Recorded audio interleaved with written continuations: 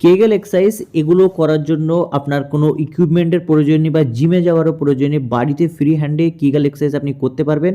এবং আজকের এই ভিডিওতে আপনি 6টি কেগেল এক্সারসাইজ দেখতে পাবেন, বিশেষ 6টি কেগেল এক্সারসাইজ যা আপনার স্ট্যামিনা, শক্তি, জিমে শক্তি বাড়াতে সাহায্য করবে, সাথে সাথে আপনার পেলভিক মাসলকে স্ট্রং করবে। চলুন ভিডিওটি শুরু করা যাক। Number 1, glute bridge. এই এক্সারসাইজটি করতে হবে মূলত আপনার গ্লুটের উপর ভর দিয়ে। তো এখানে আপনি এইভাবে করবেন, হাত দুটোকে জোড় করে নেবেন।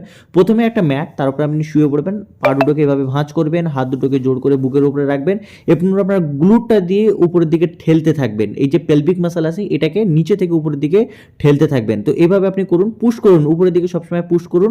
এবং একটা জিনিস মনে রাখবে, গ্লুটটা কিন্তু পুরোপুরি নিচে আপনার যে ম্যাট আছে বা যেটার উপরে আপনি শুয়ে এক্সারসাইজটি পারফর্ম করছেন সেটাতে কিন্তু মোটেও টাচ করা যাবে না। এভাবে আপনি এক্সারসাইজটা করতে থাকুন। এভাবে আপনি কাউন্ট করুন, 20 বার মতো কাউন্ট করুন, 15 থেকে 20 বার মিনিমাম করতে হবে। Number 2, butterfly. তো এক্সারসাইজটা করা একটু টাফ হলেও কিন্তু এক্সারসাইজটা আপনি করতে পারবেন, কারণ এটি আপনি গ্লুটটাকে ফ্লোরে টাচ করতে পারবেন। তো ফ্লোরে সর্বপ্রথম একটা ম্যাট বিছিয়ে নিন, তার উপরে এইভাবে শুয়ে পড়ুন, হাত দুটোকে সোজাসুজি রাখেন। অনেকেই চেষ্টা করে কি হাত দুটোকে উপরে রাখার, উপরে রাখবেন না বা কোনো কিছুর সাহায্যে ধরবেন না, হাত দুটোকে একদম পাশে এভাবে ফ্রি হ্যান্ডে রেখে দিন। তারপরে পা দুটো আপনি এভাবে একবার খেলিয়ে দেবেন, একবার ক্লোজ করবেন। দেখুন বাটারফ্লাই অনেক রকমের হয়, তো এটা আমরা আলাদা ধরনের বাটারফ্লাই করছি। এটি একটি বিশেষ কেগেল এক্সারসাইজ যা আপনার পেলভিক মাসলকে শক্তিশালী করতে অনেক বেশি সাহায্য করবে এবং আপনার স্ট্যামিনা বুস্ট করতে কিন্তু প্রচুর সাহায্য করবে। তো এই এক্সারসাইজটা করার সময় এভাবে জাস্ট করবেন, কিন্তু দুটো হাঁটুকে কখনোই একসাথে লাগাবেন না, একটু করে জায়গা রাখবেন। তো এই এক্সারসাইজটা আপনি করুন, 15 থেকে 20 বার করুন এবং 3টে করে সেট করবেন। সমস্ত এক্সারসাইজ 3টে করে সেট। নাম্বার 3 এক্সারসাইজ, ফক ব্রিজ। তো এই এক্সারসাইজটা সেই আগের মতো এক্সারসাইজ যেটা আমরা প্রথমে দেখেছি গ্লুট ব্রিজ, কিন্তু এখানে কি হবে, হাঁটু দুটো আগে ক্লোজ ছিল, কিন্তু এখানে কি হবে, হাঁটু দুটো একটু দূরত্ব বজায় রাখবে। হাঁটু দুটোর মধ্যখানে আপনি যতটা পারেন ততটা গ্যাপ তৈরি করবেন এবং আপনার হাত আগে যেমন ছিল তেমনই থাকবে এবং গ্লুটটা কিন্তু ফ্লোরে টাচ করবে না।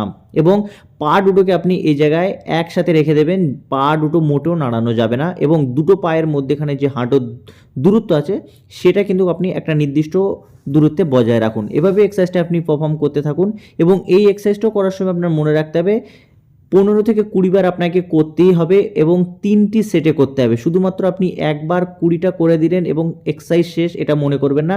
যে কোনো এক্সারসাইজ 3 সেট করে করলে তার যে কাজটা খুব দ্রুত দেখতে পাবেন এবং মাসলের উপরে বেশি চাপ পড়বে। Number 4 exercise, bridge hip abduction. তো এই এক্সারসাইজটা করার জন্য কি করতে হবে, এই এক্সারসাইজটা একটু কষ্টদায়ক, কারণ আপনার এক্সারসাইজটা পুরো পারফর্ম করতে হবে আপনার গ্লুটটা কিন্তু বা আপনার কোমরটা কিন্তু উপরে রেখেই।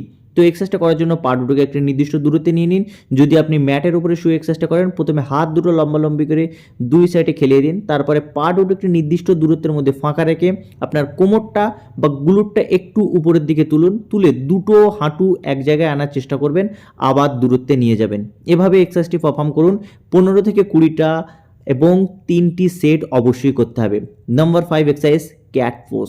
তো এই এক্সারসাইজটি করার জন্য আপনাকে কি করতে হবে, এভাবে আপনাকে ম্যাটের উপরে প্রথমে স্টাইলে থাকতে হবে বা এই পজিশনে আপনাকে নিতে হবে, হাত দুটোর উপরে ভর করে এবং হাঁটু দুটোর উপরে ভর করে আপনার পুরো শরীরটাকে করে একবার আপনার পেটটাকে, স্টোমাকটাকে ভিতরের দিকে নিয়ে গ্লুটটাকে বা পিঠটাকে উপরের দিকে ঠেলে দিবেন, আবার নিচে করবেন। এভাবে এক্সারসাইজটি করবেন এবং এই এক্সারসাইজটি পারফর্ম করার সময় নিঃশ্বাস প্রশ্বাসটাকে কন্ট্রোল করা কিন্তু খুব ভীষণ একটা জরুরি, কারণ আপনি এই এক্সারসাইজটা করার সময় নিঃশ্বাস প্রশ্বাসকে যতটা বেশি আপনি কন্ট্রোল করতে পারবেন সেক্ষেত্রে আপনার স্টোমাকটাকে বা পেটটাকে তত বেশি উপরের দিকে ঠেলতে পারবেন। এক্ষেত্রে যাদের কোর যত বেশি স্ট্রং এই এক্সারসাইজটা তারা তত বেশি ভালো করতে পারবে এবং এই এক্সারসাইজটা সেম আপনাকে 3 সেট করতে হবে। এবং আমাদের শেষ এক্সারসাইজ, স্কোয়াট পোজ।